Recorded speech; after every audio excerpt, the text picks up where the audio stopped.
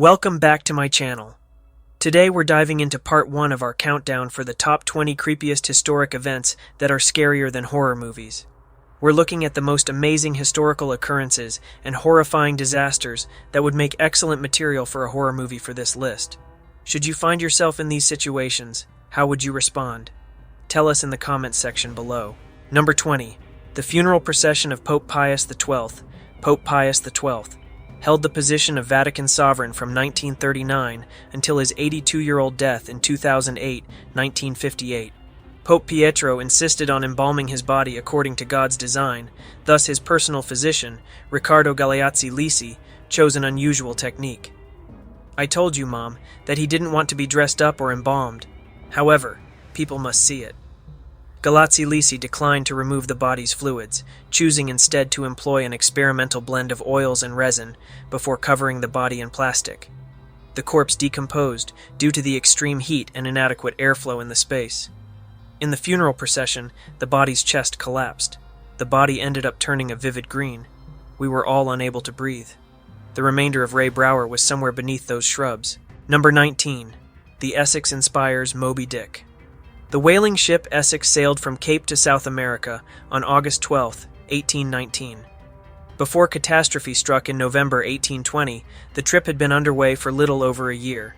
The ship was attacked by a large sperm whale that nearly sank it, forcing the survivors to board tiny whaleboats.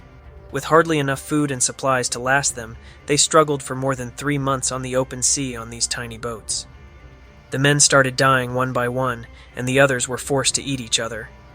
They even used a drawing to decide who would be slain in order to provide food for the group at one point. Out of the 21 guys, just 8 made it out alive. Herman Melville was inspired by this account to write his renowned American novel. Number 18. The Nutty Putty Cave Incident. The death of John Edwards Jones was so horrifying that it is literally the stuff of nightmares. While Jones and his brother were exploring Utah's Nutty Putty Cave on the evening of November 24, 2009, Jones found himself stranded. The 26-year-old ended up upside down after mistaking a narrow opening for the notorious birth canal. For 28 hours, his body was inverted and crushed. Attempts by rescue personnel to release Jones with a rope and pulley system were unsuccessful. His heart experienced cardiac arrest as a result of his unstable posture, and he finally passed away. It was determined that Jones's corpse would remain in place and that he would be buried within the newly shut cave. Number 17. Minnie Dean. The death penalty was instituted in New Zealand in 1840, and by 1989 it had been totally outlawed. 85 prisoners were put to death during the period. The only other woman to suffer such fate was Minnie Dean. Dean was employed as a child farmer. She was essentially paid to adopt children from other parents. Numerous children that she took in began to die or vanish. Even though newborn mortality was high at the time, Dean began to get attention because of the fatalities that were out of the ordinary. Eventually, she was taken into custody for murder. It is difficult to estimate how many persons passed away while under Dean's care because of poor record-keeping. But after her imprisonment, 3 remains were discovered in her yard. The 2nd of September, 1844, saw her hanging. Number 16. The death of Maximillian Robespierre. Maximillian Robespierre, a French lawyer, is one of the most iconic and controversial figures in French Revolution history. Robespierre was first well-liked, but his ambitions finally became too big, damaging his standing in society. Upon his arrest on July 27, 1794, Robespierre reportedly attempted to take his own life with a pistol, but failed. He was left with a broken jaw from the event, which was bandaged. After that, he was brought to the Place de la Révolution to be put to death. Charles-Henri Sanson, the supervising officer, took off the bandage, exposing Robespierre's jaw. It was said that he suffered till he was decapitated. Number 15. The Donner Party. In the middle of the 1840s, the Donner Party, made up of several pioneer families, attempted to relocate from the Midwest to California. The gang made the decision to use a new, much more difficult-to-cross shortcut halfway through the journey, known as the Hastings Cutoff.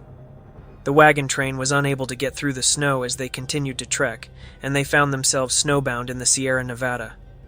The group was compelled to set up camp near Truckee Lake in order to endure the severe winter. Many people died as a result of the intense cold in this area that quickly became unbearable. Due to a lack of food, the survivors were forced to eat their dead friends. In total of the party's 87 members, only 48 lived to tell the tale. They had to resort to cannibalism in order to stay alive. Number 14. The Experiments of Nikolai Krasnogorski. Soviet neurologist Ivan Pavlov is famed for his conditioning studies on dogs, culminating in the commonly used term Pavlovian reaction. Many people are unaware, though, that the results of his fiddling were disastrous. Nikolai Krasnogorski, Pavlov's assistant, carried out his mentor's experiments. But this assistant used young people he adopted from orphanages to test his hypothesis. When the subjects were fed food, a device was fitted to measure the amount of saliva that immediately came out of their glands. Sadly, the installation process for these devices was, to put it mildly, appalling. These test subjects were used in Krasnogorski's experiments, most likely in an attempt to demonstrate that people are easily conditioned, much like dogs. Number 13. Jonestown. The People's Temple is a doomsday cult founded by American preacher Jim Jones. Jones relocated his church to a remote part of Guyana in the 1970s, and they founded a community there known as Jonestown. That turned into the scene of one of the most notorious murders of Americans. It began as a charismatic preacher's attempt to create a new society, but naturally, more than 900 people died in the awful end. Congressman Leo Ryan from the United States went to Guyana with some worried relatives of the Jonestown members when troubling information from the settlement came to light. Jones allegedly gave the order to assassinate Ryan after realizing his cult had failed. Ryan was subsequently shot at a nearby airstrip. Jones then instructed his whole congregation to consume a cyanide-tainted drink. This turned into one of the deadliest mass shootings in American history, as 909 individuals lost their lives. Number 12. The Stanford Prison Experiment. The contentious Stanford Prison Experiment is the perfect example of how authority corrupts people. In August 1971, a sociological test was carried out wherein student volunteers assumed the roles of fictional inmates and prison guards. Under the direction of Professor Philip Zimbardo, the experiment's objective was to investigate the consequences of unbridled power in prison guards. A prison was the unfavorable setting in which Zimbardo decided to test his theories. He intended to turn the psychology department's basement into a subterranean prison. The experiment rapidly went wrong, with some of the guard students resorting to severe tactics, including psychological abuse and harassment, which bordered on psychological torture. Nevertheless, the technique of the experiment is highly controversial because Zimbardo's provocation had repeatedly damaged it. Additionally, a few of the inmates were aware of the study's hypothesis and behaved accordingly, which is an undesirable variable in demands characteristic studies. Number 11. Octavia Hatcher. Popular in the little Kentucky community of Pikeville is the story of Octavia Hatcher.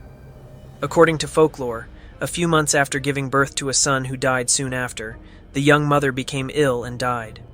They buried her swiftly because of the intense heat in the South.